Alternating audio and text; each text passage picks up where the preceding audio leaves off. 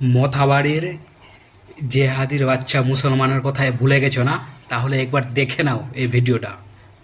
হিন্দু বলতে কোনো থাকবে না, সালা মথাবাড়িটা মুছে দে। সালা জয় শ্রীরাম গাড়ি ভরে দেবো, জয় শ্রীরাম, জয় শ্রীরাম। জয় শ্রীরাম গারা ভরে দেবে।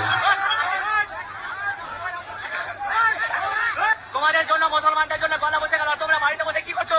তোমরা মুসলমান না, তোমরা আসো না মাঠে। মাঠে আসতে কি হচ্ছে ভয় দিতে ভাই? আজ ভুলে গেছো না যে এই ছেলেটা মথাবাড়িতে কি কাণ্ড করেছিল? তৃণমূলের নেতা সাবিনা ইয়াসমিন মথাবাড়ি চরঙ্গিতে কি করেছিল সেটাও ভুলে গেছো। দেখে দেখে হিন্দুদের দোকানে ভাঙচুর করা, দেখে দেখে হিন্দুদের বাড়িতে আগুন লাগানো, সেটাও ভুলে গেছো।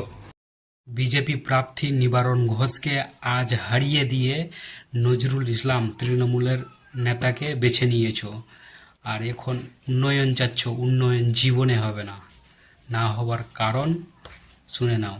এখন আমাদের মথাবাড়িতে কতটা রাস্তার সমস্যা, খাওয়ার জলের সমস্যা রয়েছে, সেসব দিকে ধ্যান নেই। আজ যদি নিবারণ ঘোষ যেতে যেত তাহলে রাস্তাঘাট, জলের সমস্যা, চারিদিকে লুটপাট থেকে সাবধান হয়ে যেত।